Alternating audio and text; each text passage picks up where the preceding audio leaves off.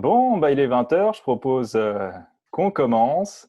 Alors bonsoir tout le monde. Alors pour ceux qui ne me connaissent pas, je m'appelle Pierre Leju, donc je suis coach et formateur en mind mapping et en outils d'apprentissage. Donc voilà, ce soir c'est le premier webinaire. Je suis super content de vous recevoir et aussi nombreux, ça fait super plaisir. Et on a la chance d'avoir un superbe invité de marque ce soir, donc Michel Wojniak. Bonsoir Michel, Bonsoir Pierre, bonsoir à tous et tout à va bien? toutes.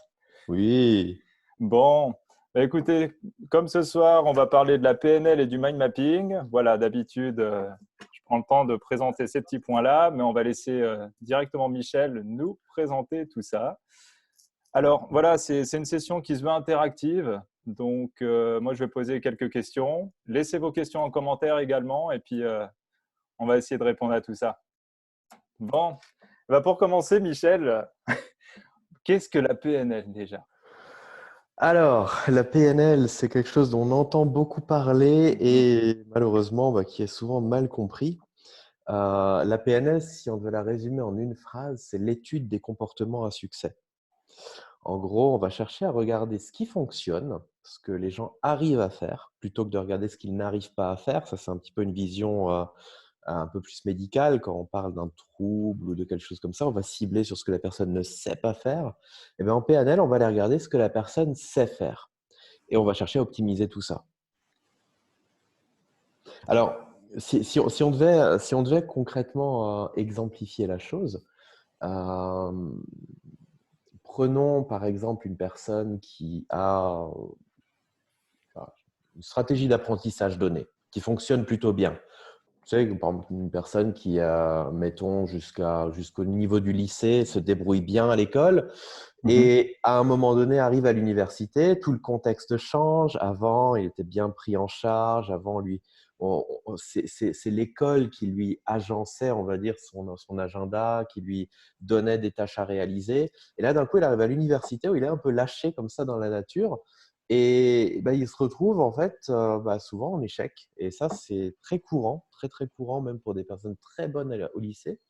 Et bien là, qu'est-ce qu'on va faire? On va aller chercher à regarder qu'est-ce qui est efficace dans sa manière d'apprendre, qu'est-ce qui effectivement l'est moins, et on va chercher à lui apprendre à fonctionner de manière beaucoup plus efficace. Alors, c'est vrai pour l'apprentissage, c'est vrai pour à peu près tout ce qu'on peut imaginer. Alors, bon, moi, je l'ai testé sur plein de choses. Là, je suis en train de le tester notamment en combinant la PNL avec ce qu'on appelle la réalité virtuelle. J'utilise ça notamment maintenant pour travailler sur la coordination des mouvements. Parce que moi, c'est vrai que je suis une personne qui a un peu du mal à coordonner ses mouvements et je suis en train de développer des stratégies pour coordonner mes mouvements d'une manière ultra efficace, passer de très mauvais à excellent en fait. Donc voilà, il y a plein de choses qui peuvent être faites. Étude des comportements à succès. On peut également dire tout simplement aussi que c'est l'art de la communication. Et ça, je pense que c'est un point très important, surtout dans le monde où on vit actuellement, parce que les entreprises se mènent, on va dire, une concurrence qui est souvent assez féroce. Et bien souvent, une bonne partie des nouveaux business, des nouveaux contrats passent justement au travers de la communication. Donc voilà, il y a vraiment c'est très vaste et en même temps extrêmement précis et pointu. Alors, justement, pour en revenir sur la communication, qu'est-ce qui va faire la différence entre une formation de prise de parole en public et une formation de PNL? Qu'est-ce que ça va apporter en plus concrètement? Alors, je pense que dans la prise de parole en public, on va surtout chercher à développer une aisance au fait de parler en public. L'aisance, souvent, ça va être lié à un travail sur peut-être des gênes qu'on peut avoir, peut-être certains blocages qu'on peut ressentir. Ça ne va pas forcément après donner les outils pour transmettre l'information d'une manière vraiment pointue, tu vois, d'une manière vraiment Ouais. très pointue. La PNL, en fait, on va à la base apprendre les merveilles du langage. On va regarder vraiment qu'est-ce qui fait qu'un message va passer ou non.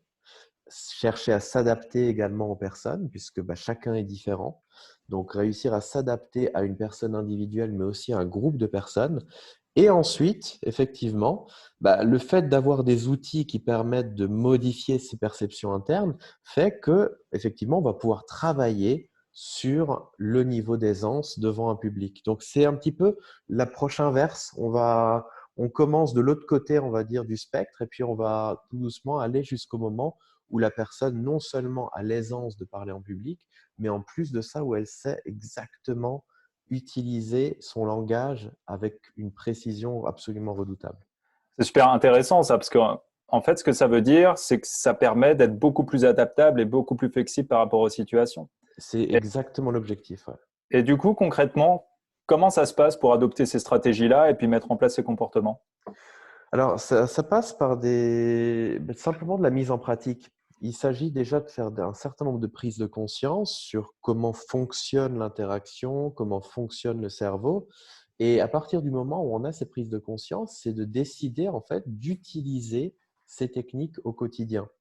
C'est vraiment là qu'on devient bon. C'est comme dans la conduite automobile, hein. On peut te faire les meilleurs cours théoriques sur comment utiliser une voiture, un levier de vitesse, les pédales, le volant.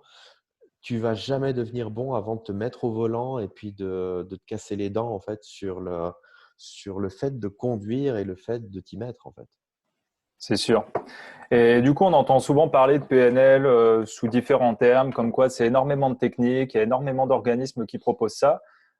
Toi, tu es certifié Bandler. Qu'est-ce que c'est que la PNL Bandler? Qu'est-ce qu'il y a de différent et qu'est-ce que ça apporte en plus? Alors, Richard Bandler, c'est le co-créateur de l'approche. Donc, à la base, il sait à peu près de quoi il parle. On peut supposer. Euh, c'est intéressant parce que quand tu regardes l'historique de la PNL elle est née au début des années 70. Donc, ça date, hein, ça date d'il y a quand même beaucoup de temps. Et la PNL se voulait être simple. En fait, ce que Bandler et son co-créateur John Grinder voulaient, c'était vraiment trouver une sorte de déclinaison la plus simple possible, la plus compacte possible de la communication. Ce qui s'est passé, c'est que à l'époque, il faut se rendre compte, le monde n'était pas tel qu'il est aujourd'hui. On n'avait pas Amazon, on n'avait pas les e-books, on n'avait pas tout ça. Et pour publier un livre, eh bien, l'éditeur de Richard Bandler les a obligés à complexifier leurs travaux. Je Hmm. m'explique. Les livres, ça coûtait cher à faire imprimer à l'époque, à éditer, à faire imprimer. Et comme eux, ils voulaient faire une approche simple, l'éditeur a dit ça ne marchera pas. Les gens qui vont vers les bouquins, c'est des gens souvent qui font des hautes études. C'était les années 70, il faut bien se souvenir. C'est des gens qui font des hautes études, c'est des gens qui veulent vraiment un ensemble de techniques, de choses avec un vocabulaire aussi complexe. Donc, qu'est-ce qu'ils ont dû faire pour que le livre puisse être publié? Ils ont dû complexifier les concepts. Ils ont dû complexifier également leur approche en rajoutant des techniques, en faisant des trucs qu'eux-mêmes considéraient inutiles, mais c'était la condition sine qua non pour que le livre soit publié. Aujourd'hui, ils n'ont plus du tout ce problème parce que maintenant, on publie ce qu'on veut. Même moi, j'ai publié mon livre, toi, tu peux publier le tien, tout le monde peut publier son livre. Et il n'y a pas de critère, en fait. Il n'y a aucun critère qui régit est-ce qu'on peut ou non le publier. Et ça a fait que ces premiers livres fondateurs de la PNL, qui s'appelaient La structure de la magie, numéro 1 et 2, eh bien, sont devenus un petit peu les livres de chevet de toutes les personnes qui apprenaient la PNL. Donc, c'était des livres qui montraient une PNL complexe et donc une PNL qui ne correspondait pas vraiment à l'esprit initial. Et le problème, c'est qu'encore aujourd'hui, en 2020, eh bien, il y a des instituts de formation qui se basent comme livre de chevet sur la structure de la magie, qui enseignent un peu toutes les techniques qui sont dedans et qui en plus en ont rajouté. Aujourd'hui, quand on va se former chez Richard Bandler, en tout et pour tout, il enseigne entre 4 et 6 techniques. Alors que dans les bouquins, il y en a des dizaines et des dizaines. Et certaines écoles, en fait, se vantent d'enseigner une soixantaine de techniques. Et le grand problème dans tout ça, c'est un petit peu… Le… Je voulais partir justement pour parler de ce problème d'une citation de Steve Jobs, qui était le fondateur de Apple, qui disait que la perfection, on l'atteint quand on ne peut plus rien retrancher, pas quand on ne peut plus rien rajouter. C'est-à-dire qu'en gros, une approche est complète lorsqu'elle est le plus simple possible. Et en fait, on est parti dans la direction totalement opposée. C'est-à-dire que complexifier l'approche, on a rajouté tout plein de protocoles de partout, et plus il y a de protocoles, donc en gros, plus il y a de règles, plus il y a d'exceptions. Et ces protocoles, ils fonctionnent très bien jusqu'au moment où, pour la première fois, ça ne marche pas. Et là, on se retrouve sur des forums de PNL avec des messages du genre: «Oui, j'ai un client qui a telle spécificité, tel cas, quel protocole je dois utiliser?» Et en fait, on se rend compte que c'est pas du tout intégré. C'est pas du tout intégré. Et ça, c'est un truc qu'on rencontre pas, par exemple, sur les groupes ou sur les forums Bandler. Parce que là, l'objectif, à l'inverse, c'est pas d'apprendre des techniques, c'est de devenir la technique. Et là, c'est totalement différent. On n'est plus dans une approche de compétence, on est dans une approche d'attitude. Adopter l'attitude de la PNL, et c'est une attitude de quoi? D'investigation, de curiosité, de tentative. Et tout ça, effectivement, une fois qu'on a ça, ben, n'importe quelle problématique, on a des solutions, on a des idées. Et ça fait toute la différence. Ah, super intéressant tout ça. Donc, si je comprends bien, c'est un outil qu'on peut utiliser pour les autres, pour donner aux autres, mais c'est aussi un outil d'autogestion? Alors oui, Hmm. en gros, dans la PNL Bandler, il y a 2 niveaux. Il y a un praticien, un maître praticien. Après le praticien, on demande aux gens vraiment d'utiliser les techniques sur soi, pour vraiment les vivre de l'intérieur. Ça, c'est très important. Il faut les vivre, il faut les tester, il faut se casser les dents. Et vaut mieux se casser les dents sur soi-même que sur d'autres personnes. Donc, autant passer par ce biais-là, parce qu'à chaque fois, on apprend, on évolue. Et effectivement, après, on apprend à l'utiliser sur les autres, avec les autres en tout cas. Et j'aime bien cette simplicité aussi parce que voilà, il y a un praticien pour pratiquer, après il y a le maître praticien. Et ce qu'on voit, c'est que les mêmes dérives en fait sont arrivées dans beaucoup d'écoles où, par exemple, beaucoup d'écoles mettent un technicien PNL. Richard Bandler, quand il voit ça, il n'en revient pas parce que la PNL, c'est tout sauf des techniques. Donc, un technicien PNL, c'est complètement antinomique, ça n'a aucun sens. Par contre, effectivement, ça permet de gonfler les cursus. Ça, oui, effectivement. Et ça, c'est un des problèmes aujourd'hui, c'est que il y a une sorte de course à la formation la plus grosse et la plus volumineuse possible. Et tout ce contenu, en fait, qui est bombardé et bombardé, ben, au final, ça devient tellement dense que c'est d'autant moins intégré après par les personnes. Donc, toute cette idée principale de simplicité, d'aller vraiment vers l'essentiel, a complètement disparu. Et c'est dommage, c'est vraiment dommage parce que c'est ça l'essence en fait de la PNL. Alors, je regarde dans le chat, il y a deux questions super intéressantes. La Mhm. première, c'est comment est-ce que tu en es venu à la PNL? Et dans deuxième temps, c'est tu nous parles de technique et on a Maud qui nous demande un exemple de technique pour Ok. illustrer tout ça. Ok. Alors, par exemple, comment déjà je suis arrivé à la PNL? Moi, je m'intéressais beaucoup au cerveau puisque je travaillais dans le milieu de l'informatique. J'étais dans un grand groupe international et j'étais chef de projet sur des très gros projets. Et là, déjà, je m'intéressais beaucoup au fonctionnement du cerveau parce que bah, voilà, je voulais être meilleur, je voulais m'améliorer.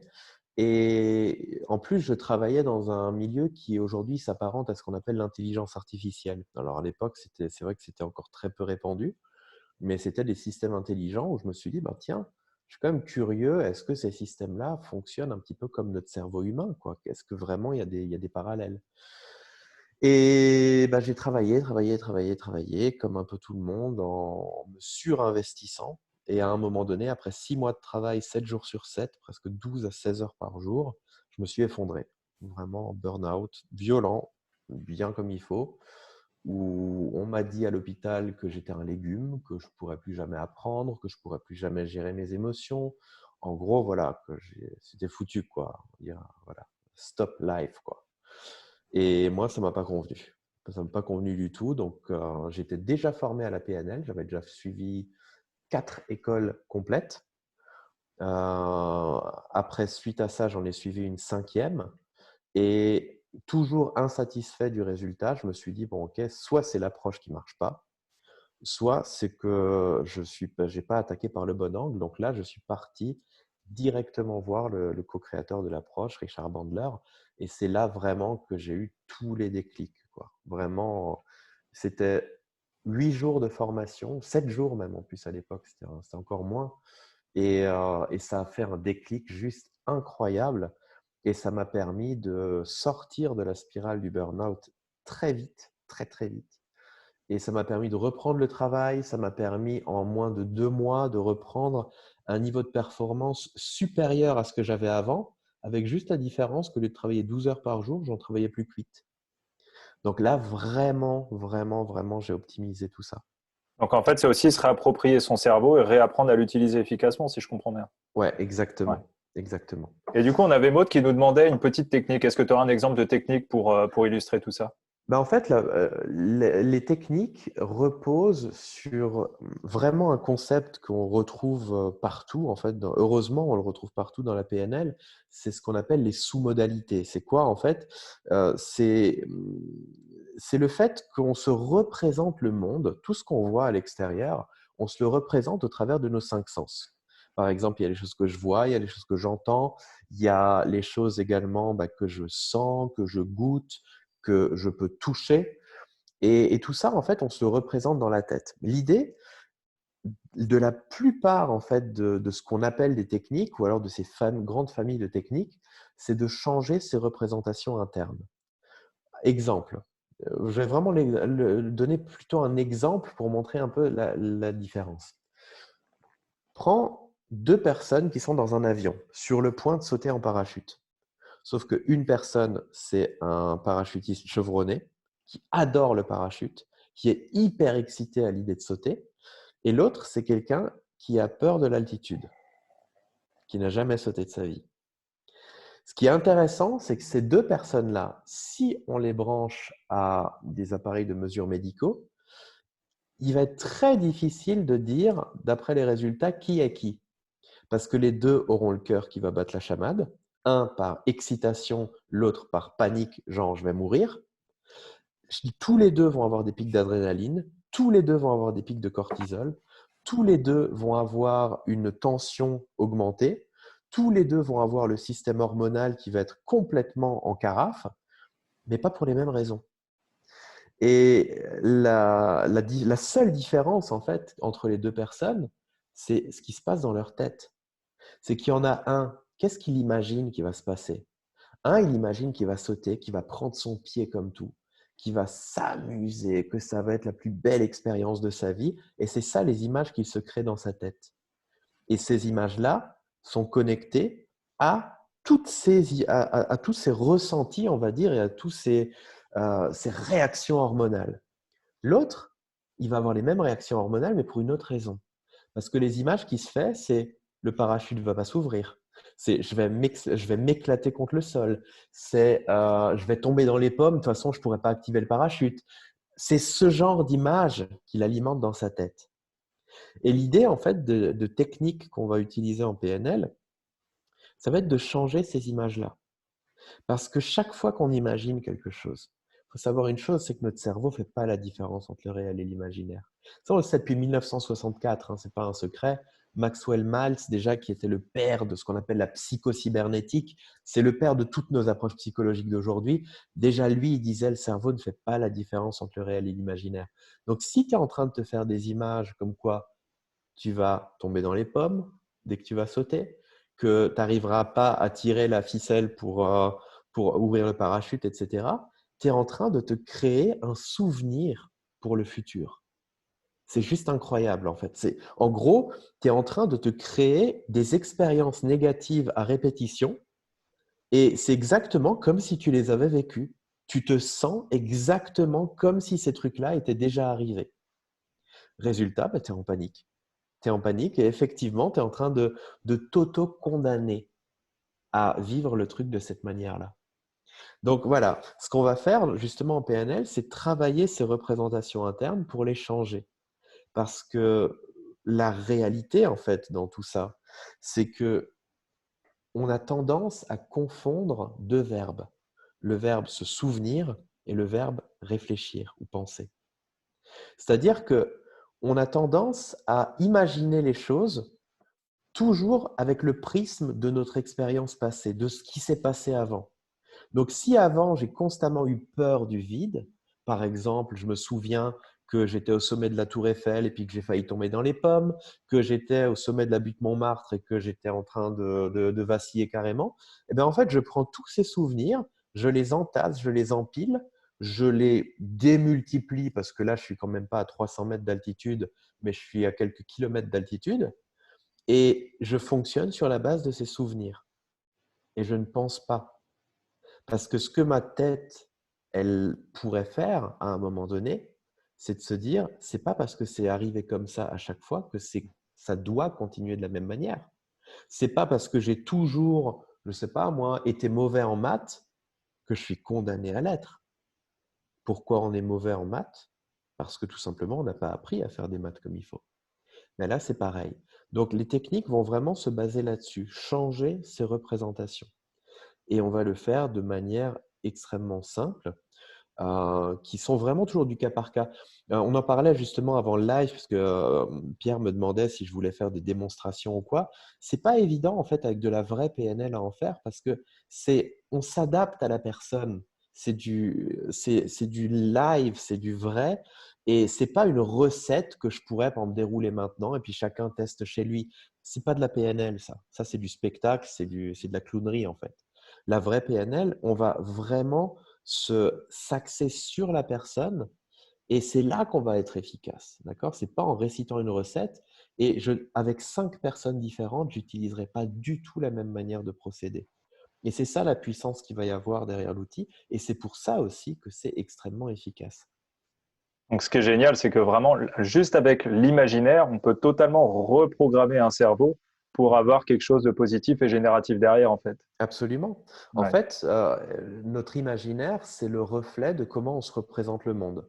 C'est pour ça qu'il y a des gens qui sont positifs, il y a des gens qui sont négatifs, ils vivent les mêmes situations de la vie, les mêmes scénarios, et certains, ils vont le voir positivement, d'autres vont le voir comme une catastrophe. Quand on voit un Nelson Mandela qui était plusieurs dizaines d'années en prison et qui est ressorti de là avec aucune aigreur, rien du tout, quand il est arrivé au pouvoir, il aurait pu se venger de tous les gens qui l'ont torturé en prison. Non, et il les a même laissés au pouvoir. C'est dingue, parce qu'il s'est dit, si ces gens-là étaient capables de me torturer, de faire ce qu'on leur demandait de faire, c'est que je ne pourrais pas trouver des personnes plus respectueuses et plus obéissantes aux règles. Donc, Hmm. automatiquement, ça va être les meilleurs militaires, les meilleurs soldats possibles, parce que c'est des gens qui savent obéir. Et il faut quand même arriver à avoir une vision du monde totalement transformée pour pouvoir voir les choses comme ça. Je veux dire, pour ne pas fonctionner par ces idées de vengeance, etc., de ne pas avoir cultivé tellement de haine et de rancune, alors que finalement, ça aurait été la solution de simplicité qu'on fait quasiment tous. C'est clair. Alors, je regarde dans le chat, là, on a. Alors, pour répondre à Stéphanie, non, dans le cursus, justement, Richard Bandler, il n'y a pas de technicien. Comme il l'a dit Ouais, Michel, c'est une attitude, donc on passe directement par de la pratique. ouais. On a également Samuel qui nous demande les applications possibles dans le domaine professionnel et plus particulièrement dans la relation client. Ok. Alors, dans le domaine professionnel, c'est d'autant plus important. D'autant plus important parce que dans la relation client, par exemple, tout est communication, tout est négociation. En PNL, on voit la communication comme une négociation, justement. C'est une négociation entre deux parties. Quand je communique avec quelqu'un, si là je communique avec Pierre, en fait, on essaye de se vendre nos idées. C'est exactement ce qu'on fait. Si moi, je veux expliquer quelque chose, quand je vous explique là justement ce que c'est que la PNL Bandler, je suis en train d'une certaine manière de lancer un processus de négociation ou de vente avec vous. C'est exactement ça. Et j'argumente, etc. Et derrière, vous prenez l'idée ou pas. Il y a des personnes qui peuvent rejeter le truc en bloc, il y a des personnes qui peuvent dire c'est intéressant, il y a des personnes qui peuvent dire c'est génial. Chacun va réagir différemment, ce qui fait que dans la relation client, il n'y a rien de plus intéressant parce que finalement, dans la PNL, on apprend à maîtriser des choses sur lesquelles on est souvent victime. Par exemple, une des choses desquelles on est vraiment victime, c'est la manipulation. Regardez juste la télé, regardez les pages de pub et vous avez certains des meilleurs manipulateurs au monde qui travaillent justement pour que ces pubs aient un impact sur vous. En plus, il y a ce qu'on appelle tout ce qui est neuromarketing, où on va se servir carrément des faiblesses du cerveau pour transmettre quelque chose. Et le problème de tout ça, c'est que pourquoi ça marche? Ça marche simplement parce qu'on n'est pas éduqué à ça. Parce que lorsque la page de pub commence, on regarde. Parce que lorsque la page de pub commence, on a des mauvais réflexes. Résultat, on se fait influencer. Et ce qui est intéressant, ce que la recherche montre, c'est que plus on pense être non réceptif à la pub, plus on est influencé. En gros, plus tu te sens, on va dire, résistant aux messages publicitaires, plus en fait tu en es victime. Donc voilà, dans la PNL, on apprend ces mécanismes-là justement. On apprend à les décrypter, à les comprendre, à les déchiffrer. Ça permet déjà d'une certaine manière, de pouvoir se protéger soi-même, ce qui est déjà pas mal, et ça permet de pouvoir les utiliser. Et maintenant, on va dire, oui, donc tu deviens un manipulateur. Non, c'est pas ça que je veux dire. C'est que quand tu as un outil puissant comme le langage entre les mains, c'est comme si on te mettait un scalpel entre les mains. Tu as ceux qui ne sont pas formés à ça et qui vont faire n'importe quoi. Mets un scalpel dans les mains d'un enfant de 4 ans, tu vas voir ce que ça va donner. Il y a ceux qui sont formés, mais justement pour apprendre à bien viser la jugulaire. Voilà. Et là, c'est justement le truc à ne pas faire. Et il y a ceux qui sont formés à l'utiliser pour sauver des vies, pour aider les autres, pour être là pour les autres. On appelle ça des chirurgiens, des médecins. Et le but, justement, c'est d'apprendre à utiliser cet outil puissant qu'est la communication, mais avec toute une éthique derrière, avec justement tout un sens de la responsabilité par rapport à tout ça. Et c'est d'être ni dans le cas finalement du méchant qui va chercher à faire du mal avec, ni dans le cas de l'enfant ignorant qui ne peut pas savoir comment on s'en sert. C'est d'être vraiment cette personne, ce chirurgien qui pourra l'utiliser aussi bien pour sauver des vies, qui pourra aussi à un moment donné l'utiliser pour faire du bien autour de lui. Mais même un chirurgien, si à un moment donné il manque d'éthique, il peut faire du tort aussi, malheureusement. Et c'est vrai avec tout. C'est vrai avec n'importe quoi que vous avez à la maison, avec votre marteau, avec votre scie, avec votre couteau de cuisine, avec tout. Mais je pense que plus effectivement on va être éduqué à l'utilisation des outils, plus effectivement il y aura une sorte d'équilibre qui va se faire. Tu sais, c'est comme la connaissance. Pendant des siècles et des siècles, on vivait dans de l'obscurantisme où la connaissance n'appartenait qu'à une élite et cette élite dominait au travers de cette connaissance que seule elle avait. Aujourd'hui, qu'est-ce qui s'est passé? La connaissance a été donnée à tout le monde et aujourd'hui, en fait, on ne domine plus par la connaissance. Aujourd'hui, on est tous égaux, ou presque tous, on va dire, en tout cas toutes les personnes qui ont accès à l'éducation, on est tous égaux là-dessus et ça a rétabli une certaine forme de justice. Je pense qu'au niveau de tout ce qui est technique de communication et d'influence, lorsque tout le monde sera mis à niveau, à ce moment-là, on ne sera plus dans ce genre de truc avec des politiques qui te lancent des messages complètement manipulatoires et où tu te laisses berner en fait par des messages complètement faux. Et on se rend compte que ça commence déjà. Parce qu'autant, si on regarde l'impact de la politique il y a 15 ans, quand il y a 15 ans, un politicien disait quelque chose, c'est tout le monde hochait de la tête et puis c'était oui, amen, quoi. Et aujourd'hui, on se rend compte que les politiciens prennent des décisions. On a quoi? On a des lanceurs d'alerte, on a des pétitions qui se font en ligne. On voit même maintenant avec comment, par exemple, la crise est en train d'être gérée, le nombre de plaintes qui sont déposées contre le gouvernement, même contre des personnes spécifiques. Pourquoi? Parce que les gens commencent à décrypter en fait tout ça. Quand vous regardez sur Internet, mettons des discours de politiciens, il y a plein de gens qui font le décryptage de ces discours. Il y a par exemple Fabien Olicard, qui est quelqu'un de fantastique, qui fait de l'interprétation justement de tout ce qui va être micro-mouvement du visage, de tous les discours politiques qui sont faits actuellement. Il le fait avec brio en plus. Et tout ça, en fait, ça fait qu'aujourd'hui, ben, on ne voit pas que le message, on ne voit pas que finalement l'influence et la manipulation qu'on veut nous balancer au visage, mais on voit également l'intention qui est cachée derrière. Et ça fait que les gens se laissent beaucoup moins berner. Et c'est pour ça, je pense que de plus en plus, eh ben, il faut qu'il y ait des actions, on va dire, de force par les politiques pour essayer. Parce qu'ils ne peuvent plus se faire respecter en manipulant les gens. Donc, qu'est-ce qu'on fait? Et c'est ce qu'on a vu ces dernières années. Il y a beaucoup de travail sur la peur. Effectivement, la peur, comme c'est un ressenti qui est très humain et très profond, eh ben, le fait de créer une obéissance par la peur, eh bien, c'est une alternative justement au fait de ne plus pouvoir se servir autant de la manipulation. Donc, il y a vraiment une évolution des consciences.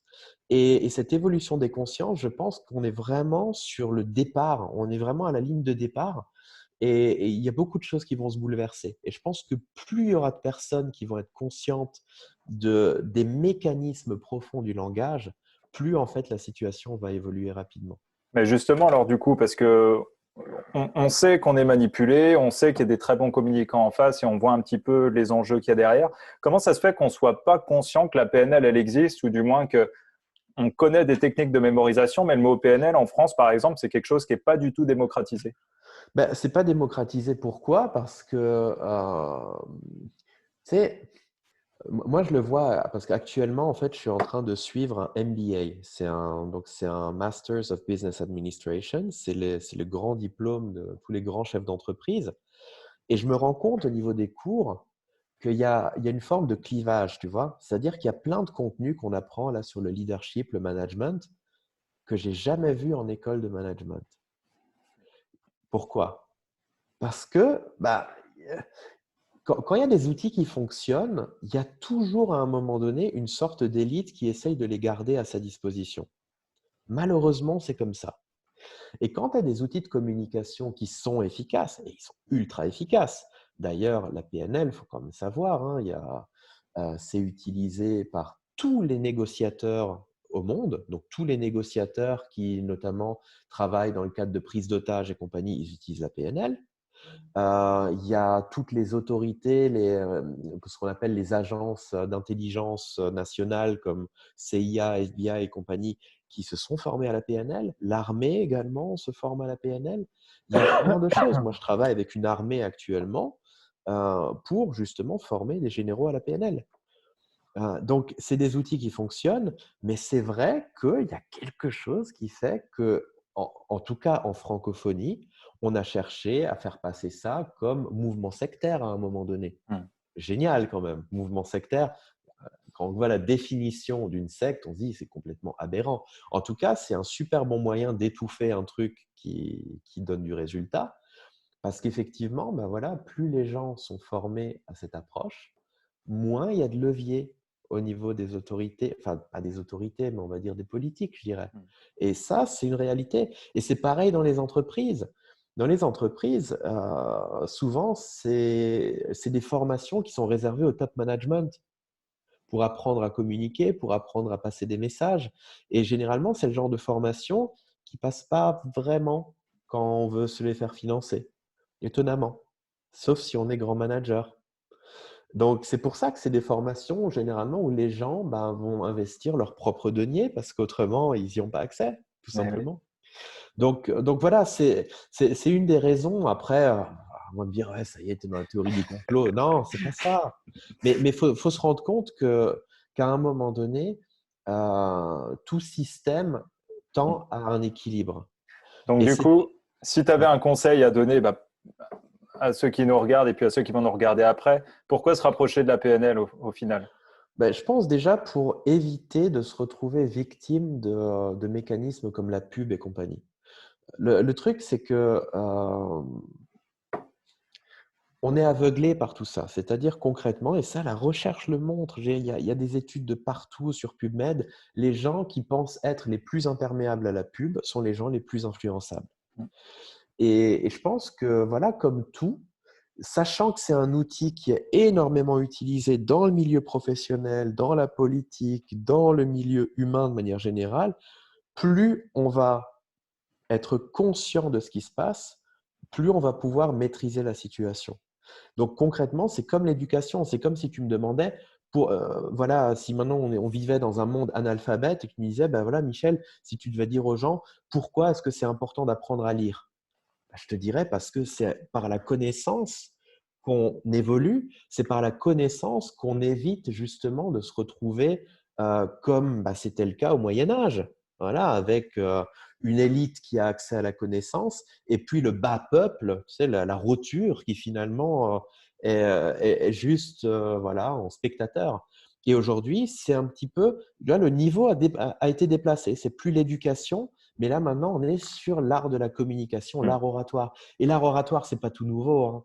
L'art oratoire, ça remonte à des millénaires. C'est l'Antiquité, oui. C'est l'Antiquité. Toutes ces techniques, toutes ces manières de présenter les choses, c'est depuis l'Antiquité que les politiques s'y intéressent. C'est pas un truc qui date des années 70. Les années 70, c'est juste en fait Bandler et Grinder qui se sont dit, OK, comment font les bons communicants?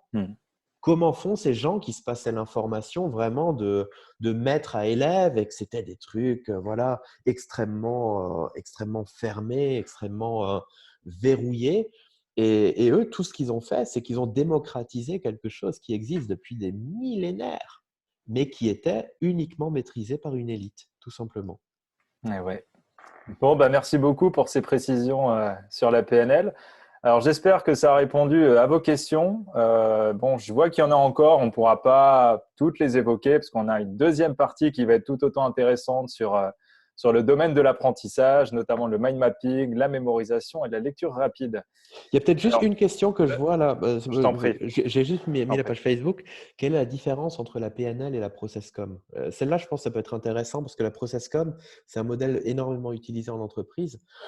La ProcessCom, en fait, je pense, c'est une sorte de déclinaison en fait, de la PNL. Dans la ProcessCom, tu as un certain nombre de profils qui sont définis et chaque personne se voit attribuer un profil avec, voilà, c'est un modèle assez complexe et très complet d'ailleurs.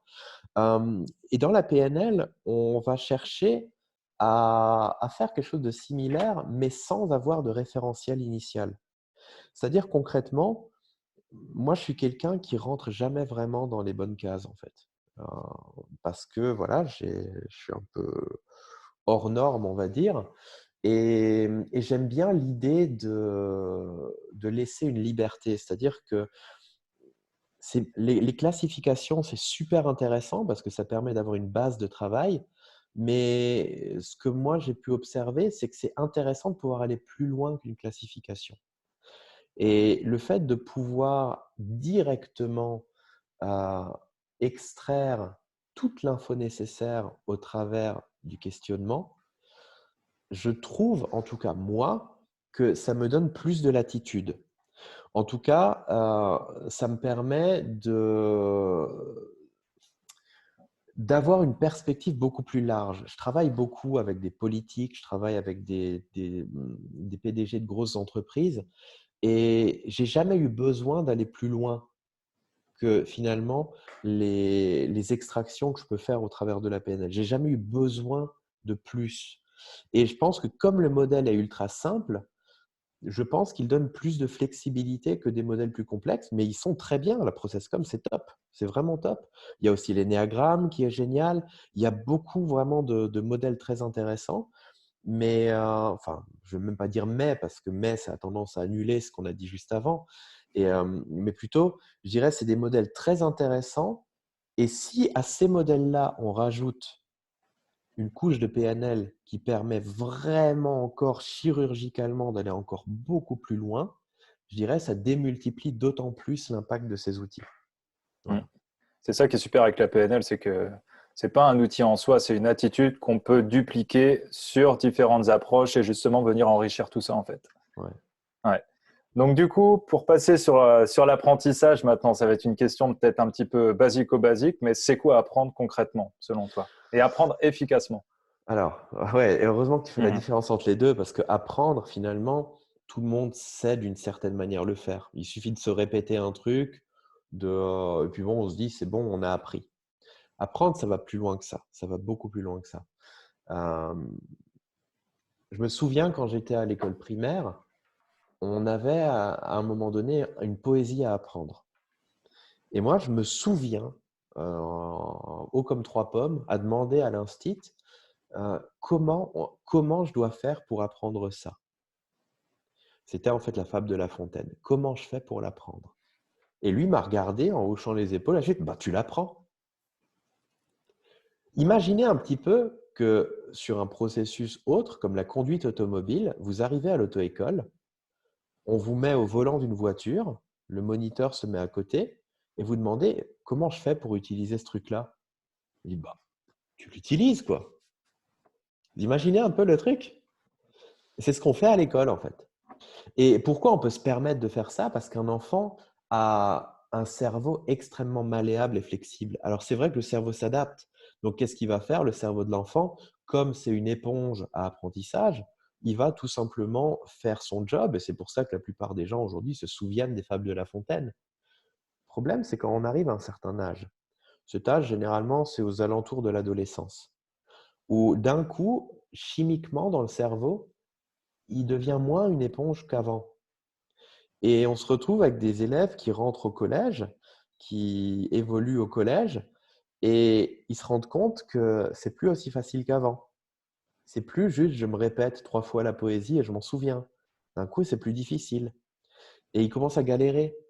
Alors après, qu'est-ce qu'ils font? Ils doivent travailler beaucoup le soir. Ils doivent répéter, répéter, répéter. Moi, je me souviens que j'avais vraiment des petites fiches de papier, des espèces de petites fiches de cette taille-là, sur lesquelles je marquais à chaque fois d'un côté la thématique en question, par exemple théorème de Pythagore, et de l'autre côté, je mettais le théorème. Et après, j'utilisais ça comme fiche de révision, et puis je prenais, je faisais dans ma tête, et après, je vérifiais si j'avais la bonne réponse. Et à chaque fois, tant que je ne me souvenais pas, je mettais la fiche de nouveau à l'arrière du tas, et puis je révisais comme ça, et ça me prenait un temps fou. Ça me prenait vraiment un temps fou parce que j'essayais de reproduire des mécanismes en fait, que je faisais quand j'étais à l'école primaire, qui fonctionnaient à l'époque parce que mon cerveau était plus malléable. Et au final, je me rends compte que c'est de moins en moins efficace. Et c'est pour ça qu'on a des enfants.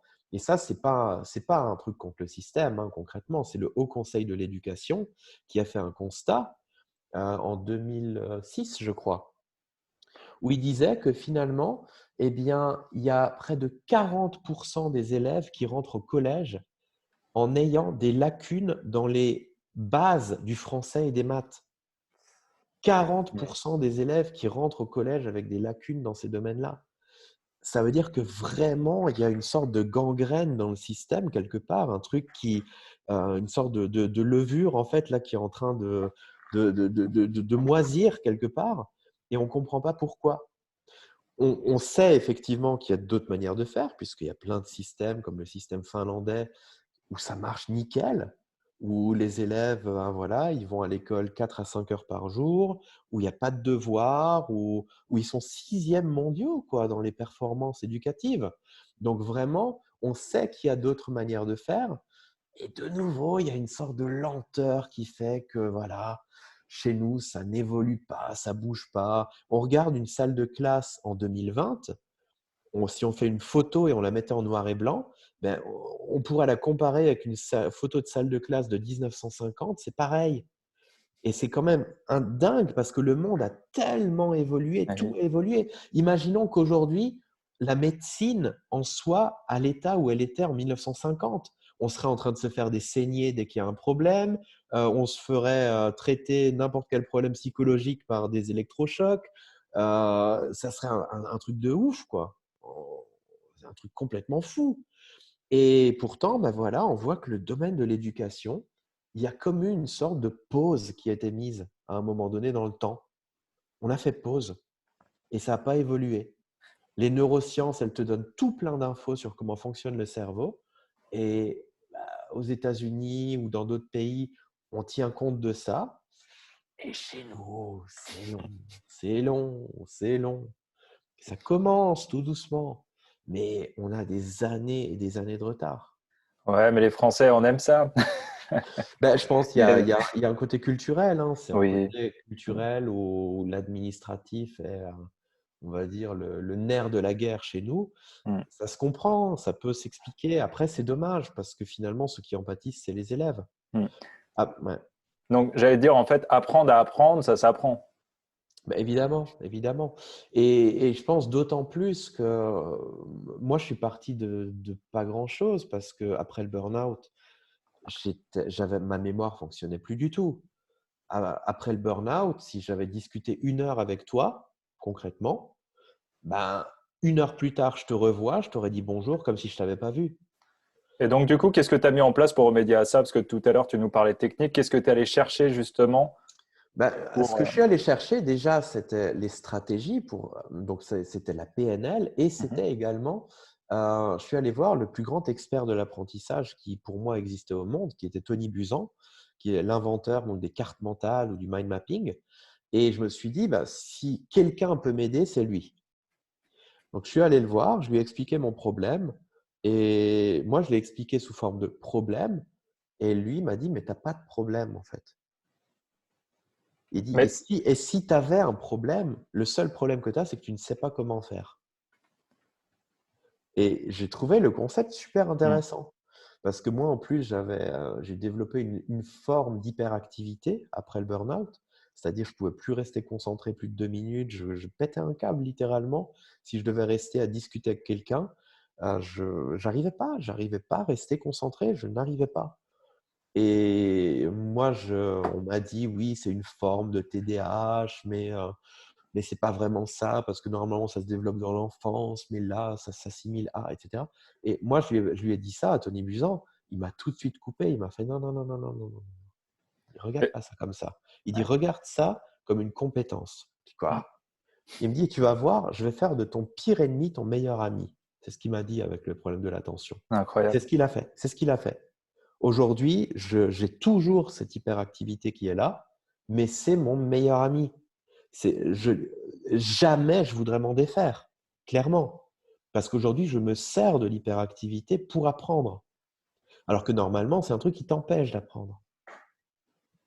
Eh ouais. Et donc, du coup, tu nous parlais du mind mapping là, pour les personnes qui connaissent pas, parce que c'est encore un petit peu abstrait pour beaucoup. Est-ce que tu pourrais nous dire simplement qu'est-ce qu'un mind mapping, à quoi ça Ouais. ressemble, et puis bah, quelles applications on peut en faire à différents Mhm. niveaux, aussi bien Ouais. sur le plan personnel pour les enfants que pour nous, ou bien sur le plan professionnel, par exemple. Alors, pour expliquer ce que c'est que le mind mapping, je vais passer par une métaphore. Et la métaphore, c'est ces petits jouets pour enfants. Tu sais, c'est une paire de sphères, de boules, Mhm. dans lequel tu as un trou triangulaire, un trou circulaire, un trou carré. Ouais. Et puis, bébé, il a ces trois formes. Donc, il a un triangle, il a un carré, il a un rond. Et le but, c'est qu'il apprenne que finalement, si tu essayes de bourriner le rond dans le triangle, ça va pas aller. Si tu essayes de bourriner le carré dans le triangle, ça va bloquer aussi. Par contre, si tu mets le carré dans le carré, ça passe tout seul. Si tu mets le triangle dans le triangle, ça passe, etc., etc. Ouais, oui. En fait, le mind mapping, c'est la même chose. Notre cerveau, on n'a jamais trop su comment il fonctionne. Parce que, d'ailleurs, on pensait au début que le cerveau, il était là, il était au niveau du cœur. D'accord? On pensait que sinon, ce qui se passait dans la tête, c'était juste une sorte de radiateur, on va dire, du corps, et que l'intelligence et les émotions, tout était que au niveau du cœur. Bon. Alors, ce qui se passe, en fait, c'est qu'à un moment donné, on a commencé à comprendre le fonctionnement du cerveau. On a commencé à le regarder au microscope, et qu'est-ce qu'on a vu? On a vu des neurones, on a vu des connexions, donc des neurones qui peuvent être des petits trucs qui sont un petit peu localisés un peu partout, et des connexions, qu'on appelle des synapses ou des axones, qui Mhm. relient ces neurones. Et on a compris avec le temps que finalement, l'intelligence, c'était les connexions. On a compris en fait que finalement, dans tout ce méandre de trucs, on sait qu'on a quand même 1000 milliards de neurones dans le cerveau, quoi, 1000 milliards. C'est énorme. Je sais pas si vous pouvez vous imaginer, c'est 1 million de millions, quoi. C'est- Et tout ça, c'est connecté et chaque petit neurone peut avoir jusqu'à 10 000 connexions qui partent de lui vers d'autres trucs.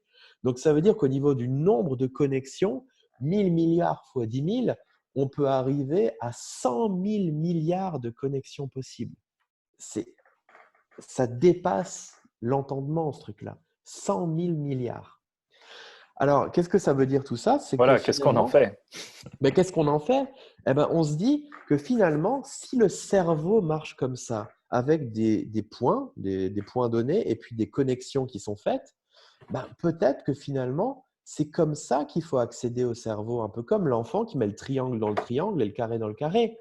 Donc, et si sur papier, au lieu d'écrire les choses d'une manière linéaire comme on le fait, comme on l'apprend à l'école, de faire des titres, des Hmm. sous-titres, des phrases complètes, Bien ennuyeux. et si on faisait comme fait notre cerveau, c'est-à-dire de passer par des éléments uniques qui seraient des mots-clés, et de relier ces mots-clés, tout simplement, exactement comme le fait notre cerveau. Donc, un mind map ou une carte mentale, c'est ça, c'est des mots-clés, c'est des images, puisque notre cerveau fonctionne en images. Si je vous montre, je ne sais pas moi, qu'est-ce que je pourrais… Ah ben tiens, ok, super, regardez. Si je vous montre ça,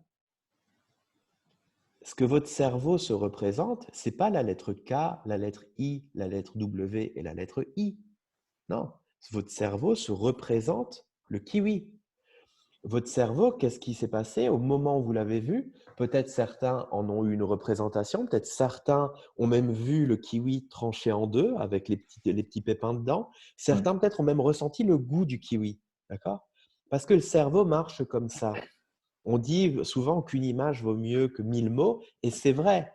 C'est-à-dire que dans les mind maps, on va se servir de mots-clés et d'images qu'on va relier les uns aux autres. Globalement, c'est ça.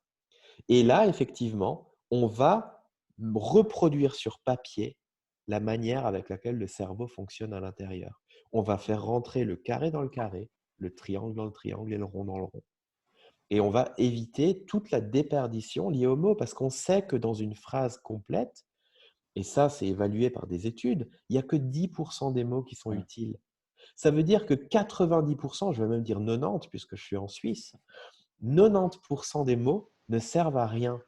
Donc, quand un élève, on lui apprend à recopier des phrases intégrales, on lui apprend à faire 90% ou 90% de travail inutile. Inutile. Et pendant tout le temps qu'il fait ce travail inutile, il n'est pas en train d'écouter. Et ce qui est intéressant avec ça, en plus, c'est moi, je compare toujours le mind mapping aussi à de la RAM. C'est que Ouais, plus on va mettre de mots inutiles, plus on va utiliser de la RAM mémoire inutile. ouais, Donc, de la mieux vaut mémoire se focaliser d'ordinateur. uniquement Ouais. sur des mots-clés qui ouvrent des portes sur des connaissances qu'on a déjà vues, entendues, expérimentées ou déjà apprises. Et Ouais, justement, se focaliser uniquement sur ça et générer moins de stress et forcément être plus performant après. Et exactement. pour ceux qui nous regardent, c'est très intéressant le mind mapping. Si vous en avez jamais vu, cliquez sur Internet. Ce qui est super avec ça, c'est que avant même qu'on ait découvert le neurone, je crois, juste par tâtonnement, la structure s'est mise en place, on est arrivé à un mind map. Et si on y Ouais, regarde d'un petit peu plus près, le mind mapping, c'est quoi? C'est exactement pareil qu'un neurone. ouais. Donc, autrement dit, comme disait Tony Buzan, le mind mapping, c'est externaliser la façon avec laquelle on pense à l'intérieur. C'est le Google Ouais. Traduction du cerveau. Exactement. Et ce qui est fort, c'est que pour ça que pour moi, Tony Buzan, c'était un génie, parce qu'en fait, il a eu ce ressenti intuitif Hmm. que c'est comme ça qu'il fallait faire. Et c'est que bien des années après que vraiment ces choses-là ont été confirmées et prouvées. C'est ça le principe d'un génie, en fait. C'était Nikola Tesla, en fait, qui disait que lui, en fait, toutes les inventions qu'il a faites, c'est grâce à lui qu'on a le courant électrique aujourd'hui, qu'on a tout, les ondes radio, tout ça. Mais en fait, lui, il rêvait de ça et il dit tout ce il faisait en fait du copier-coller et il reproduisait dans la réalité ce qu'il avait rêvé. Donc, de nouveau, l'imaginaire, le cerveau, la puissance en fait du cerveau, elle est complètement modélisée, je dirais, dans la manière qu'on a de fonctionner à l'intérieur. Donc, Hmm. plus on va se coller à ça, se coller à ce modèle-là, plus on va taper vraiment à un potentiel profond et puissant. C'est pour ça que le mind mapping démultiplie la créativité. Et donc ça, c'est quelque chose de difficile à s'approprier ou pas? Parce que je sais qu'on peut en faire avec les enfants, Mhm. avec des adultes, et aussi bien des personnes plus âgées. Moi, je vois pour expérience, ma grand-mère est venue en formation. Elle, qui avait soi-disant plus de mémoire, elle est repartie à retenir des chiffres et des anecdotes. Enfin, c'est incroyable, Ouais. quoi. Ben, bien sûr, parce que ça marche d'après comment fonctionne le cerveau. Imagine, c'est comme une grand-mère ou une personne âgée, c'est un petit peu comme ce même jeu avec les trous, mais Hmm. simplement un jeu déjà un peu abîmé. Mais c'est toujours pareil. Si tu prends le triangle et que tu le mets, même si la sphère elle-même est un peu abîmée ou assez usagée, eh ben, en fait, ça marche tout aussi bien. Et c'est ça qui est fantastique, c'est que demande à une personne âgée de se souvenir d'une liste de 10 mots, elle n'y arrivera pas. Mais raconte-lui une histoire qui va mettre en jeu ces 10 mots, il y a toutes les chances qu'elle s'en souvienne. Ouais. Et c'est ça, en fait, la puissance. Donc, il y a vraiment, c'est pas seulement le fait de faire des mind maps ou quoi, mais ça vient énormément travailler aussi la confiance en soi. Quand tu es quelqu'un qui n'arrive pas à se souvenir de choses, quand d'un coup tu te rends compte, mais en fait c'est simple, le niveau de confiance en soi est démultiplié. Moi, je me sers beaucoup du mind mapping pour travailler la confiance en soi chez des personnes qui en ont pas. C'est excellent comme outil. Et après, qui peut l'apprendre? Ben, à Singapour, par exemple, quand j'étais au championnat du monde de lecture rapide, la fois où j'avais participé justement, ma cousine habite là-bas et c'était génial parce qu'il y avait la petite Julia qui avait 5 ans et puis à un moment donné, sa maman lui dit: «Bah, tiens, après Julia, après tu vas venir m'aider un peu à faire un truc à la cuisine, après tu vas descendre voir papa» et là, elle l'arrête, elle prend une feuille de papier, elle commence à dessiner un petit visage au milieu, c'était elle. Elle tire un premier trait, elle dessine une fourchette, ça voulait dire il faut aller aider maman. Elle tire une deuxième branche, elle dessine un marteau, ça c'est aller aider papa en bas. Et en fait, je lui ai demandé: «Mais Julia, où t'as appris à faire ça?» Elle me fait: «Ben, à l'école!» Voilà, 5 ans et puis ils apprennent ça. En Ouais. France, quand on a essayé d'intégrer le mind mapping dans les écoles, ce que le ministère a répondu, c'est qu'on ne peut pas parce qu'avant 10 ans, un enfant n'est pas capable d'extraire les mots-clés importants. Mmh. En gros, on prend vraiment les enfants pour des abrutis. Et c'est ça le problème. C'est pour ça qu'aujourd'hui, ce genre d'approche n'est pas intégré à l'école parce qu'on infantilise. On est dans un système en fait qui fonctionne beaucoup par l'infantilisation et par, on va dire heu ouais, on est pris pour Mmh. des gamins et c'est pareil dans le système de santé, partout. On est vraiment pris pour des personnes incapables de se gérer soi-même et les enfants sont pris pour des crétins, littéralement. Je le dis, je l'assume. On prend les enfants pour des idiots, en fait, en France. Et dans tous les autres pays, non, un enfant à partir de 5 ans, bien sûr qu'il sait extraire un mot-clé. Si tu lui dis une phrase comme «Je mange une très jolie pomme» et on lui demande quels sont les mots importants, bien sûr que l'enfant ne va pas te dire une. Évidemment, il va Eh te oui. dire pomme, il va te dire joli, il va te dire mange. Ils sont pas idiots, ils sont absolument pas idiots. Il suffit de demander à un enfant. Donc ils savent extraire des mots-clés, ils savent le faire. Et ça, vraiment, ça fait toute la différence. Nous, Mmh. par exemple, j'ai une de mes collègues, Dorine, sa fille de 11 ans enseigne le mind mapping. Sa fille de 11 ans enseigne du mind mapping dans les écoles. C'est fantastique. Qu'est-ce qu'elle va en faire à 25 ans? Bah, Eh ouais. justement, bah, exactement. Donc c'est pas seulement que c'est facile, mais une fois qu'on comprend comment ça marche, que c'est intégré, c'est pas de nouveau de la connaissance, c'est vraiment une attitude. Le Mmh. mind mapping, comme tout le reste, c'est une attitude. Une fois que c'est intégré, tu peux avoir 11 ans et l'enseigner aux autres. Et oui. Et ouais, juste pour partager une petite expérience, du coup, par rapport à ça, moi, j'avais coaché un jeune de 12 ans qui est en difficulté scolaire et je lui ai dit, viens, on va passer par le jeu. Moi, j'aime pas travailler non plus, c'est chiant. T'es d'accord? Elle m'a dit oui. Et le gamin était dyslexique. Et le fait justement de faire des mind mapping, on a retiré tout ce stress qui était dû à j'arrive pas à lire. Et on est passé justement par des couleurs, des images, des choses comme ça. Et des images, il savait en parler. Ce qui fait qu'il n'y avait plus cette barrière des mots. Et au final, au Voilà. bout de 3 séances, on a limité son temps de travail par 3 et on est arrivé à des résultats qui étaient bien plus importants. On est passé Ouais. de 5 sur 20 à 14,5 sur 20, Et juste comme en il 3 séances en peu de temps. Ouais. Et Avec une comme il confiance, gagne du coup, qui a remonté à un niveau. voilà, c'est ça. Comme la confiance, elle Mmh. monte, et ben, en fait, là où il se sentait être handicapé par rapport aux autres, et ben, d'un coup, il se rend compte qu'en fait, il peut. Et étonnamment, après, derrière, je ne sais pas si c'était le cas aussi pour lui, mais d'un coup, au niveau du langage, ça devient plus simple pour lui. Bien sûr, il s'exprimait naturellement. Après, au début, il Voilà. bégayait un petit peu, puis après, ça devenait fluide. Ouais. Plus de problème. Parce qu'il y a tellement de croyances, à force qu'on dise aux gens: «Tu es malade, tu es pas bien, tu es pas comme il faut, tu es pas comme les autres, tu es différent», ben, en fait, le cerveau se conditionne dans ce sens-là. Répète à un gamin 2 fois par jour qu'il est stupide, il va devenir stupide. Répète à un enfant qu'il est vraiment fantastique, qu'il est voilà, qu'il est génial, il va le devenir. Eh oui, Donc ça a vraiment une importance, hein. C'est le langage de nouveau et on revient de nouveau avec la PNL. C'est c'est c'est c'est tout est lié. c'est tellement lié en fait tout ça. Alors là, je regardais le chat pour répondre à une petite question. Oui, le mind mapping, c'est à faire soi-même et j'encourage même à faire soi-même parce que c'est une façon de se l'approprier avec ses propres mots et avec ses images. Parce qu'on va vous confier un petit secret, il y a des choses qui marchent bien, c'est l'humour et les choses qui nous parlent à nous-mêmes. Ouais. Donc, tout ce qui va être des connotations un petit peu sexuelles ou des choses hilarantes, c'est ce que vous allez retenir le mieux. Donc, Sexuel, c'est pour toi, ça, Pierre. oui, mais bon. Je pense pas que je sois le seul avec qui ça marche. Fallait que je la sorte, désolé. Ouais, je m'en doutais. Bon, voilà. Et du coup, voilà, j'ai eu pas mal de questions sur la mémorisation et sur la lecture rapide. Donc, je vois qu'on est déjà à 1 heure. Mais si tu pouvais nous dire quelques petits mots là-dessus, et par exemple, qu'est-ce qui va faire qu'une mémorisation, elle va être efficace? Et qu'est-ce qui fait, par exemple, je me posais la question, qu'est-ce qui va faire la différence avec des champions du monde de la mémoire Ouais. entre Mais eux?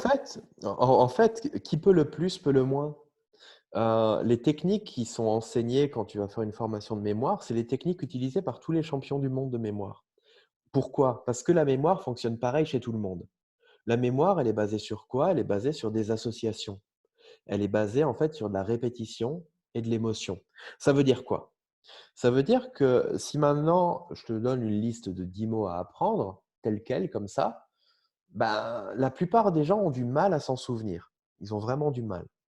Par contre, raconte-leur une histoire qui va lier ces mots les uns aux autres, où voilà, ces mots vont apparaître dans une histoire complète, et ben d'un coup, l'histoire, on s'en souvient. Mais ça va encore plus loin que ça. C'est que finalement, cette histoire, exactement comme notre histoire de vie, après, on peut la réciter à l'endroit, on peut la réciter à l'envers. On peut partir d'un endroit et puis aller vers l'avant, aller vers l'arrière. Alors que si on prend l'exemple d'une poésie qu'on apprend par cœur, par exemple, Fable de La Fontaine, tiens, Hmm. allez, le corbeau et le renard. Ouais. La plupart des gens savent la réciter.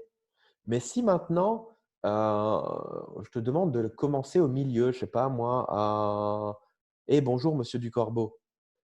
Les gens Je souvent peux pas. Hmm. arrivent, quelquefois ils y arrivent, quelquefois ils n'y arrivent pas. Si je te dis me dire quelle est la dernière phrase du corbeau et du renard, tu es obligé de te le réciter dans ta tête jusqu'à la dernière et après, là, tu peux identifier que c'est la dernière. Ouais. Mais il y a tout le temps un temps de réflexion énorme parce qu'en fait, l'info n'est pas intégrée.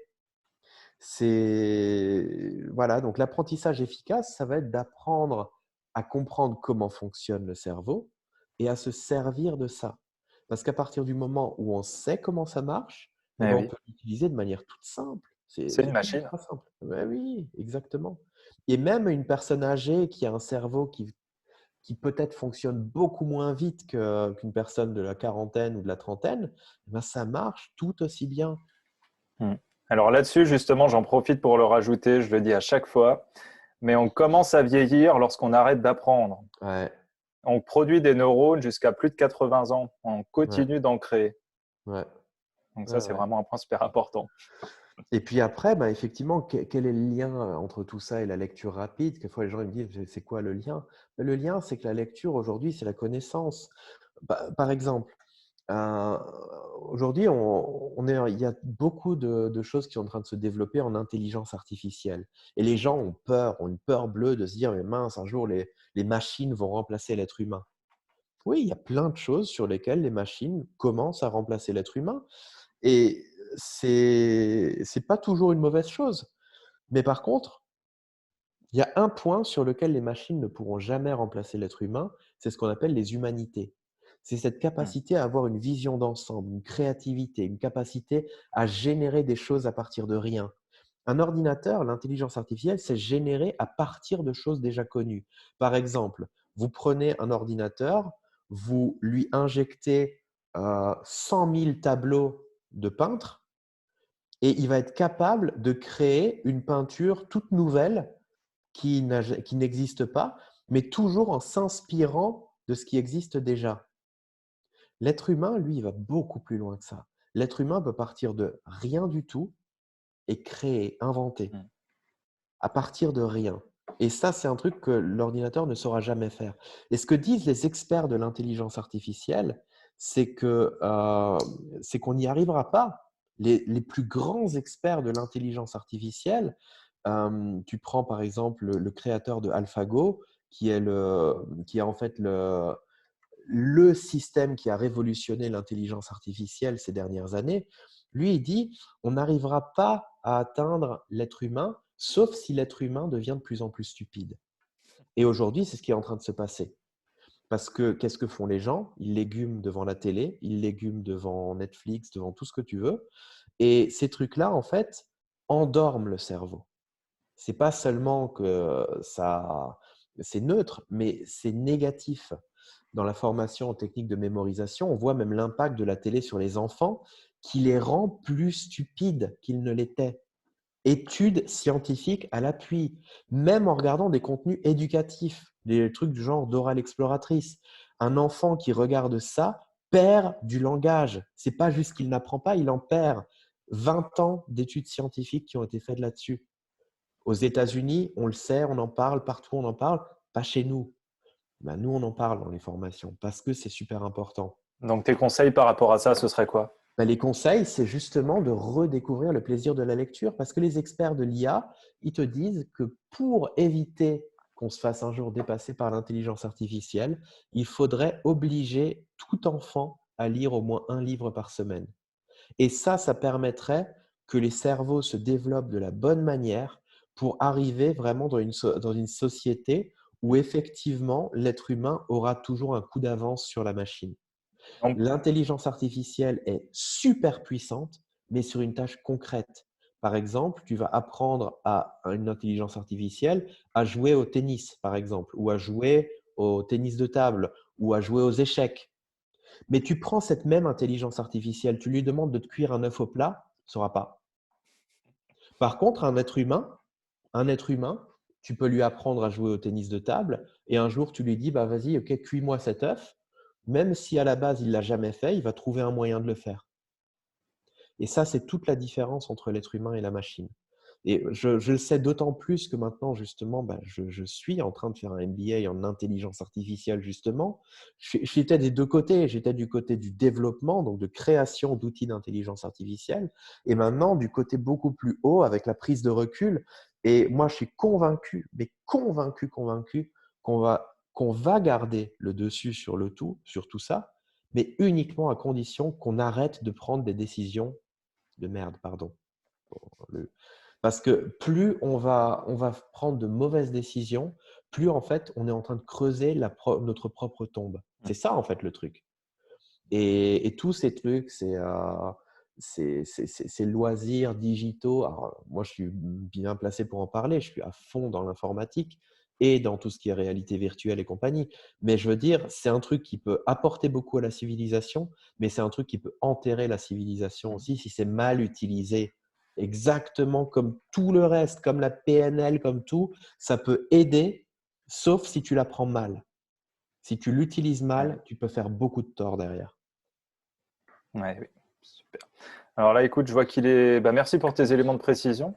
Je vois qu'il est bientôt 9h10. Alors moi, j'avais une dernière petite question parce que voilà, c'est quelque chose qui revient assez souvent quand je parle de la lecture rapide. Et puis après, on laissera la place pour les dernières petites questions.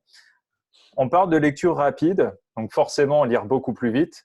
Et la question qu'on me pose à chaque fois, mais en lisant plus vite, on va forcément perdre de l'information. Justement, non, c'est tout l'inverse. Qu'est-ce que tu C'est tout, réponds à ça du coup? c'est tout l'inverse parce que qu'est-ce qui fait qu'on lit lentement? C'est des habitudes mauvaises qu'on a apprises quand on était à l'école. Quand j'étais à l'école primaire, je me souviens que quand je lisais une page et que je me souvenais plus du contenu, l'instit me disait bon ben relis plus lentement pour être plus concentré. Bon, moi, j'ai fonctionné comme ça. Chaque fois que je me souviens plus, je relis plus lentement et ça marchait pas. Et je suis arrivé à peu près à la trentaine, 30, 32, 33 ans, et je me disais, purée, c'est pas logique en plus ce truc-là. Et j'ai commencé à me poser des questions. Qu'est-ce qui fait que je ne me souviens pas de ce que j'ai lu? Ce qui se passe, c'est que mon cerveau a commencé à vadrouiller, c'est-à-dire mes yeux continuent à avancer sur le texte, je vois le mot banane, et mon cerveau, qu'est-ce qu'il fait? Il se souvient, ah tiens, ouais, c'est vrai, il y a 2 jours, j'ai bu un milkshake à la banane, il était excellent, quoi. Ah, en plus, il était bien frais, juste à bonne température. Les yeux, ils continuent d'avancer, hein. Ah, la température était parfaite. Et d'ailleurs, je crois que j'ai plus de bananes dans le frigo. Il faudra que je le rajoute sur la liste de courses. Il faut bien que j'y pense après parce que… Et là, d'un coup, tu arrives à la fin de ta page. Tu dis, j'ai lu quoi? J'ai pensé milkshake, Hmm. j'ai pensé banane, j'ai pensé frigo, j'ai pensé courses. Mais mon attention n'était pas du tout sur la lecture. Pourquoi le cerveau, il fait ça? Parce que j'allais trop vite et qu'il y avait trop d'informations? Non, il s'ennuie. Ben oui, parce qu'il s'ennuie passablement. Résultat, le problème, c'est que quand tu lis trop lentement, ton attention, elle part partout ailleurs. Elle n'est plus dans ce que tu fais. Donc, le fait de lire lentement t'empêche d'être attentif et de mémoriser le contenu. Si tu trouves la bonne vitesse, si tu es suffisamment vite pour que ton cerveau n'ait pas le temps de faire toutes ces associations stupides, mais en fait, ton attention est à 100% sur ta lecture. Donc, tout ça, c'est que des mythes et des trucs contre-intuitifs et contre-productifs qu'on a appris. Et résultat, tu te retrouves avec des gens qui disent souvent, à la trentaine, ils disent, mais plus les années passent, plus je lis lentement. Mm. Et pourtant, normalement, quand on pense par exemple à la conduite automobile, plus on a d'expérience, plus on pratique, plus on devient bon. Et la Mm. lecture, étonnamment, plus on pratique, plus on devient mauvais. C'est quand même fou, c'est qu'on a des réflexes vraiment mauvais, quoi. Mm. Et c'est pour ça, l'idée, c'est de prendre les bons réflexes, d'aller à la vitesse de notre cerveau. Alors, c'est vrai qu'ils ont tendance malgré tout l'informatique et tout ça, nos cerveaux ont tendance à ralentir. Et c'est vrai à tous les niveaux. Par exemple, moi, je me souviens encore parfaitement du numéro de téléphone de ma grand-mère qui est morte il y a plus de 10 ans. C'était encore l'époque des numéros français à 8 chiffres. C'était 27, 24, 10, 14. Je m'en souviens comme ça. Par contre, les numéros de téléphone, par exemple, de mon frère, je serais incapable de le dire de tête. Pourquoi? Parce qu'on a tellement délégué le fonctionnement de notre cerveau à des engins extérieurs comme le téléphone, comme l'ordinateur, qu'aujourd'hui, on ne s'en sert presque plus. Et Mm. ça demande des vrais efforts pour pouvoir être efficace. La lecture, c'est pareil. Comme on ne sait pas lire, on n'a pas appris à lire comme il faut, automatiquement, on Eh oui. galère, et plus on galère, plus le cerveau en a marre. Et c'est pour ça que les gens ne lisent pas, parce qu'au bout de 3 pages, ils disent, mais purée, je me souviens de rien déjà, quoi. Ça ne sert à rien de continuer. Et ils ne lisent pas. Il y a des gens qui lisent même pas un livre par an, quoi. Eh ouais. Ça paraît fou quand même de se dire, notamment à des personnes qui lisent, qui apprennent depuis peut-être 20, 30, 40 ans, de réapprendre à apprendre, de réapprendre à lire, de réapprendre à réfléchir. Mhm. Ça paraît tellement fou, alors qu'au final, ça Ouais, bien paraît sûr, tellement essentiel en vue de tout ce qui a été, bien dit sûr. jusqu'à maintenant. Et puis, il y a des commentaires par rapport à la lecture à haute Voilà. voix. Mm. Le problème, c'est que la lecture à haute voix, c'est que c'est lent. C'est aussi lent que le langage. Donc, c'est extrêmement lent. Par contre, il y a autre chose. On n'est pas obligé de faire bouger la bouche et d'activer la voix pour lire à haute voix. On peut très bien lire à haute voix dans sa tête. Et nos dialogues intérieurs, là, ces espèces de voix intérieures qu'on a sans faire bouger la bouche, sans faire bouger les lèvres, ils vont super vite. C'est pour ça que pendant que tu es en train de lire ta petite page de roman, ton cerveau, pendant que tu es en train de lire ces quelques centaines de mots qu'il y a dessus, il a le temps de penser milkshake, il a le temps de penser de l'expérience quand tu l'as bu avant-hier, de la fraîcheur du milkshake, du fait que tu n'as plus de banane dans le réfrigérateur. Si tu devais décrire toutes ces pensées qui ont passé par ta tête, ce n'est pas une page que tu remplirais, c'est 10 ou 15. Donc le dialogue intérieur va ultra vite. Et ça, c'est intéressant à utiliser. Et dans la lecture rapide, on se sert de ce dialogue intérieur justement sans faire bouger la bouche, sans parler, sans exprimer verbalement ce qu'on est en train de lire, parce que là, on peut aller extrêmement vite. Mm. Bon, merci pour ces super éléments de précision, super intéressants. Alors, on va Avec juste, plaisir. je vois qu'il est déjà 9h15, on a débordé un petit peu, peut-être reprendre une ou deux dernières questions. Alors, si vous en avez, c'est le moment. Alors j'en vois une, et l'émotion dans la lecture rapide, Ah de ben, Ousmane. l'émotion, on va la retrouver partout, dans la lecture, dans la mémorisation. En fait, l'émotion, c'est un des 2 grands vecteurs de l'apprentissage avec la répétition. Donc, bien sûr, plus dans la lecture, tu vas te représenter les choses que tu es en train de te lire, plus tu vas générer de l'émotion. Donc oui, évidemment, il faut en mettre un maximum. Qu'est-ce qu'on a encore? Si je remonte. Voilà, très bien pour la lecture. Alors ça, c'est Samuel Thomas. Très bien pour la lecture, mais force est de constater que l'emprise des écrans empêche de plus en plus ces lectures de livres. C'est comme tout, on a le choix dans la vie. C'est vrai que quand tu es à la maison, il y a la télé qui te fait des clins d'œil, et puis il y a aussi tous les bouquins qui sont remplis de 3 centimètres de poussière qui te font aussi des clins d'œil. Mais le problème, c'est qu'à cause de la poussière, on ne les voit plus, les clins d'œil. Eh oui. Après, c'est une question de choix. C'est comme avec la nourriture. tu peux très bien ouvrir le réfrigérateur. Oui, ok, t'auras le super cheesecake qui va être là et puis tu auras le brocoli juste à côté. C'est sûr que le cheesecake fait beaucoup plus envie. Mais à un moment donné, voilà, il y a des choix à faire dans la vie. Et je pense que c'est important de comprendre l'impact. Pour ça, on explique beaucoup dans les formations l'impact délétère des écrans sur l'être humain. Comme le fait de mal les utiliser, l'impact négatif que ça a. Une fois que tu sais ça, c'est exactement le même principe que lorsqu'on t'explique effectivement de l'impact nocif du sucre sur le corps. C'est pour ça que tu ne vas pas manger matin, midi et soir des gâteaux. D'accord? Même si l'envie serait là, parce qu'on est attiré par le sucre, mais même si tu adores ça, à un moment donné, tu dis non, je vais quand même me faire un repas normal, quoi.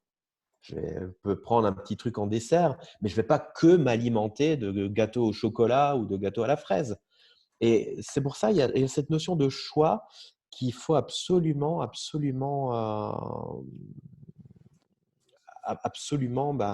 comprendre et intégrer, quoi. Ouais. Après, pour rebondir là-dessus, je rajouterais même que c'est des outils qui sont tellement amusants, tellement innovants quand on les utilise qu'on s'y prend au jeu, qu'on prend du plaisir à le faire. Ouais, C'est bien qu'au bout d'un moment, les écrans, on se rend compte nous-mêmes que les écrans, c'est bien, mais que le résultat qu'on obtient en utilisant toutes ces méthodes alternatives, il y a bien plus, que ce soit en mhm, plaisir, que ce soit en émotion, et que ce soit par exemple en rétention d'informations et dans une ouais, compréhension.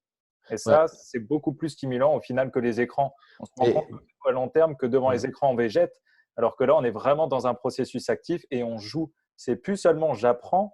j'assimile, c'est je joue. Et Parce le que jeu, l'écran, c'est même la ouais. clé. C'est une des clés. L'écran, c'est une béquille, en fait. Quand tu regardes un film, en fait, on te sert tous tes sens sur un plateau. On te sert le visuel, on te sert l'auditif, la notion corporelle ou kinesthésique, tu es affalé dans ton canapé. Donc, tout est servi, ton cerveau n'a aucun effort à faire. Quand tu lis un livre et qu'on te décrit un paysage, déjà, effectivement, tu as un effort pour faire la lecture, donc tu as l'auditif que tu dois construire, mais en plus de ça, tu construis l'image, tu construis le ressenti. Donc, véritablement, tu fais appel à ton cerveau. L'écran, lui, par contre, qu'est-ce qu'il va faire? Il va utiliser un mécanisme qu'on appelle celui de l'attention captée. C'est-à-dire, c'est du fait que dans les films, dans les écrans, il y a sans arrêt des images qui changent, on passe d'une scène à l'autre, ça va capter notre attention. C'est pas un processus actif. C'est un peu comme, vous savez, un enfant qui, dès qu'il y a un truc qui bouge quelque part, il va regarder. C'est ce principe-là. C'est un principe qui est très basique. Je veux dire, un animal sait faire ça. Un chat, si tu commences à claquer des doigts à gauche, à droite, il va regarder partout où l'attention elle est attirée. Par contre, quand tu lis, tu es obligé de focaliser ton attention. Ça, c'est un travail actif. Et le problème, c'est que ceux qui ne lisent pas ne développent pas cette attention dirigée. Et ça fait quoi? Ça fait des enfants qui sont à l'école et qui n'arrivent pas à suivre les cours. Parce que finalement, un prof, c'est beaucoup moins intéressant qu'un écran. Un prof, l'image du prof, elle ne change pas toutes les quelques secondes d'une scène à l'autre. Non. Donc, résultat, comme il ne sait pas diriger son attention, eh ben, en fait, il va se faire capter par n'importe quoi. Par le passant qui passe dans la rue, par son stylo qui fait du bruit, et résultat, après, on va dire, ah bah tiens, il a un trouble de l'attention. Bah ouais, évidemment, bien sûr, puisqu'on ne lui a jamais appris à diriger son attention. Il a que subi finalement avec une béquille cette attention captée. Donc évidemment, on ne lui a pas appris à diriger son attention. Et dans les stratégies, justement, quand on parle PNL, c'est ça. C'est se dire, OK, il ne sait pas diriger son attention, on va lui apprendre à le faire. Et un des vecteurs, c'est la lecture. C'est vrai tout ça. Bon, Michel, merci beaucoup pour t'être joint à nous, pour ce moment de partage et pour tous ces super conseils et ces apports que tu nous Eh as ben, avec donnés. plaisir. Alors, on a une petite surprise avec Michel. On a mis en place un tirage au sort, donc il va avoir lieu juste après, juste après le webinaire. Donc, restez bien sur la page. Et ce qui va se passer, c'est que je vais vous mettre deux choses. Je vais vous mettre un formulaire Google Form pour participer justement à ce tirage au sort, où une personne sera tirée au sort pour gagner une formation gratuite, une formation en ligne de Michel Wojniak, justement. Et une deuxième chose, c'est que voilà, le confinement, c'est bien, mais on passe beaucoup de temps à la maison. Mais c'est du super temps pour travailler sur soi et apprendre des nouvelles choses. Donc voilà, on a décidé de vous mettre un code promotion qui vous donne accès à moins 70% sur toutes les formations en ligne. Donc voilà, Voilà. ça, je vais vous glisser ça justement tout de suite après sur la page Facebook. Il y a quelques petites conditions que je vous laisserai lire. Et puis, bah, je tiens encore à te remercier beaucoup, Michel. Ben, merci à toi, Pierre. J'espère que ça vous a plu pour ce premier webinaire. Et puis, bah, Et peut-être un truc que je voudrais oui, dire aussi, je t'en prie. parce que Pierre, c'est quelqu'un que j'apprécie énormément. Alors là, c'est le truc qui n'était pas prévu. Je suis déjà rouge, mais tu vas me faire. Voilà. Ouais, non, non, mais je veux le dire parce que vraiment, Pierre, c'est quelqu'un que j'apprécie énormément. C'est quelqu'un qui s'investit à fond et qui sait ce qu'il fait, qui maîtrise son truc. Vraiment, je vous le dis,